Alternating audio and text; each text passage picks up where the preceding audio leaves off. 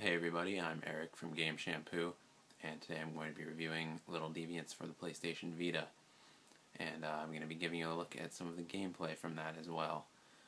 Now, Little Deviants is a mini-game collection, although that might not have been immediately apparent when Sony first unveiled it, and I guess it's kind of it's something that people would want, I think, with all the features that the Vita has, and so many weird things like a rear touch panel and 2 cameras and stuff like that.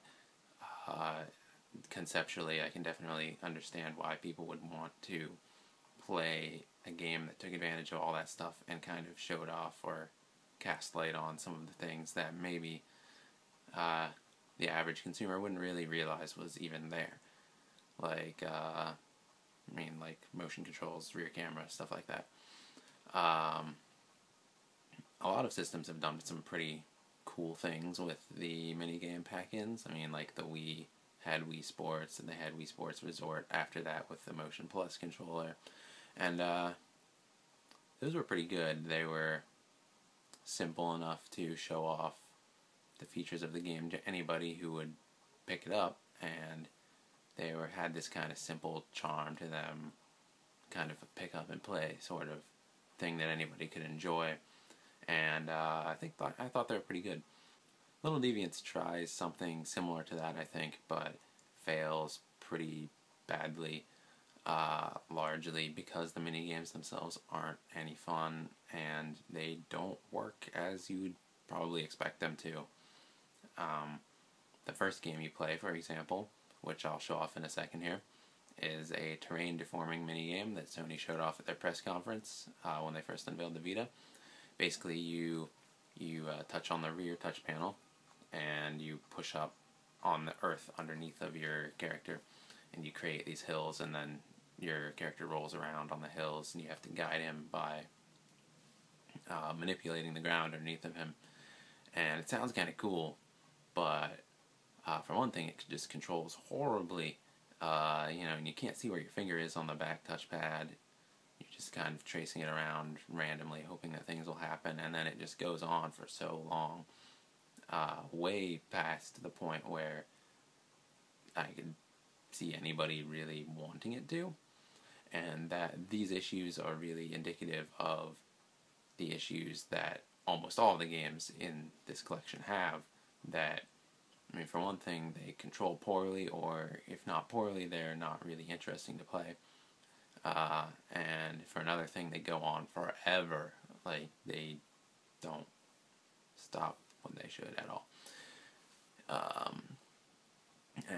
It's kind of a shame, because there are 50 mini-games in here. In the story mode, there's like a story mode that connects them all together. There's a really loose story about the Deviants crash landing on a planet and how you have to rebuild their ship to get off. But that's totally forgettable. But there is, the structure is there, the number of games is there, even if a lot of them are basically just reskinned versions of the same games you've already played. It's just the quality of the games is abysmal, and it really takes what could have been pretty cool, actually, and screws it all up. So here's the terrain deforming game that I was talking about before. This is, again, the first thing that you're going to see when you boot up the story mode. Now, you can see I've got different high scores up here for you to reach, and I have not reached them yet because I got really bored with the game and moved on to the next one. But, so this dude's got a key. You're supposed to grab the key from the level, avoid the enemies, grab some stars for extra points, and then jump into that warp, and it'll take you to the next level. And you just continue doing this until the time runs out. Get as far as you can. So let's see how I do.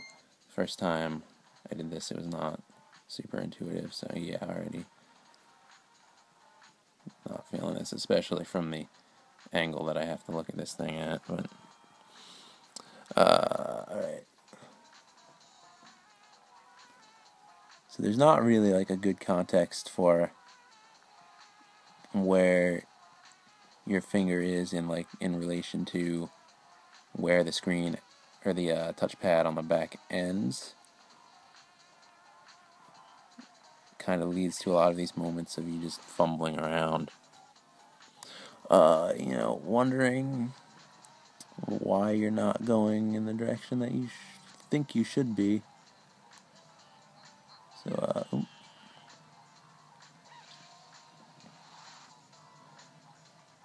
oh snap.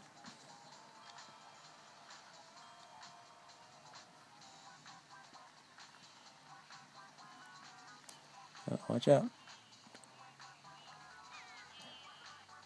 And if I could just use an analog stick for this.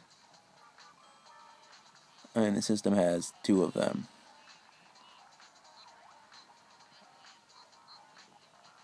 If it was more Monkey Ball, even if there was tilt functionality, like the Wii version of Monkey Ball, and it was just like that, it would be better, but the back screen does not feel good. And I don't know how to get this thing to stop. Go, go.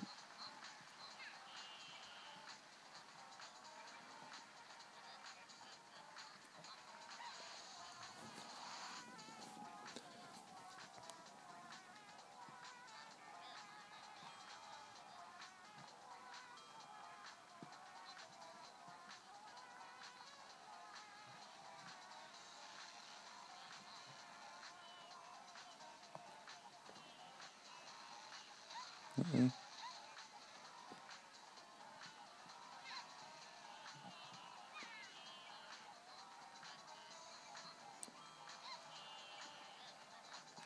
And obviously, I'm playing this from kind of a weird angle here because I have to catch it on the camera. But even so, I mean, it's just a very awkward way to control a game, even if you're looking at it from a normal angle.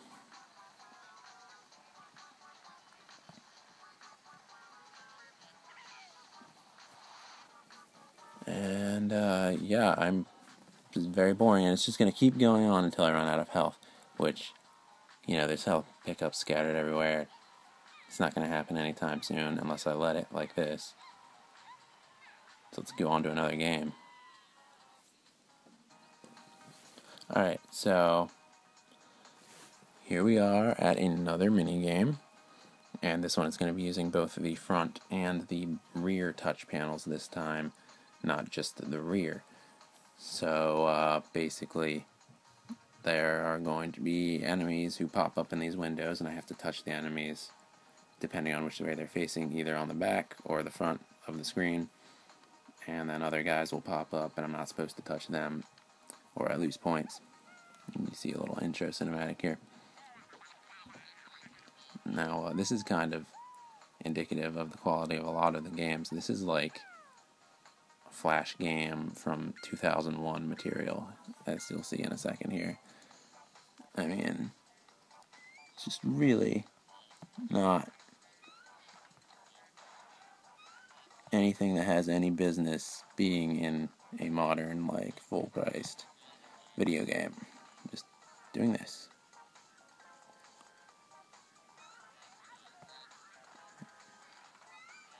And I have to touch the front. And touch time for more time.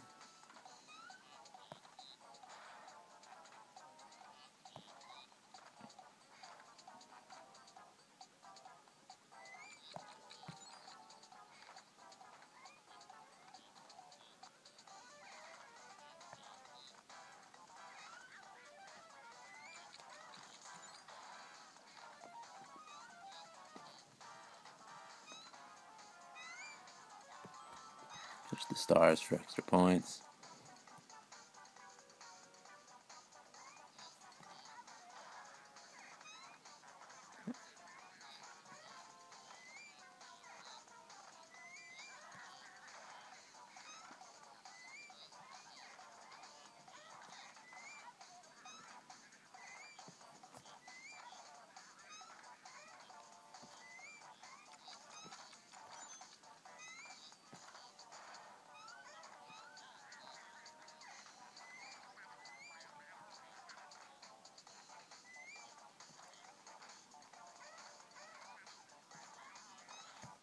And it just keeps going like this.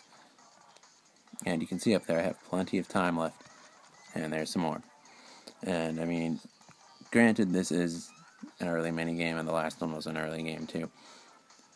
And there are some games that are better than others. This is just an example of one of the more mundane ones.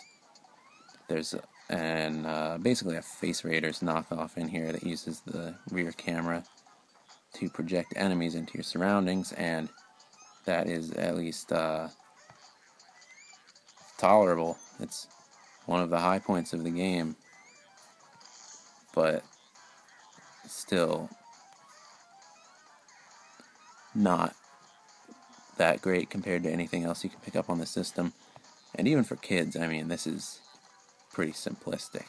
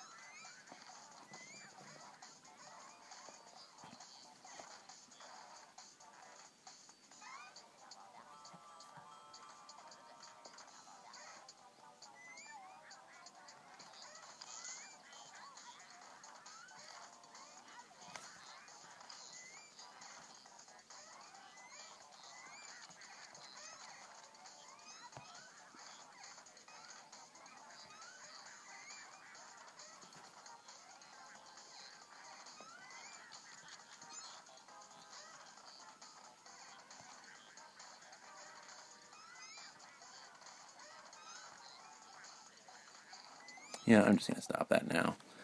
I mean, I was going to keep going just to drive home how long these things go on, but I'm bored.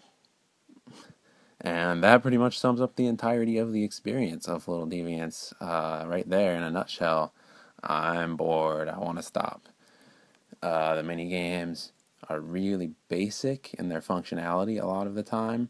There are a few, like the AR shooting gallery kind of game, that are above and beyond in that they're just mediocre instead of bad, but overall I feel like there's a lot of missed potential here, and it doesn't seem to realize that, and it just hits you over the head with these mini games that go on forever and ever. So those are some impressions of Little Deviants and a little bit of gameplay. Overall, I'd give it a 3 out of 10. Certainly not a good score, and probably the worst of the launch lineup for the Vita. Definitely the worst that I've played so far, anyway. Even for a kids game, even by kids standards. I mean, you can get Rayman Origins, you can get Mod Nation Racers for this system, and both of those are great games, and they're perfectly fine for kids. This one's even too simple for them, I would say. Yeah, not a great game. So, anyways, thank you for watching. Be sure to like and subscribe, and I'll see you next time.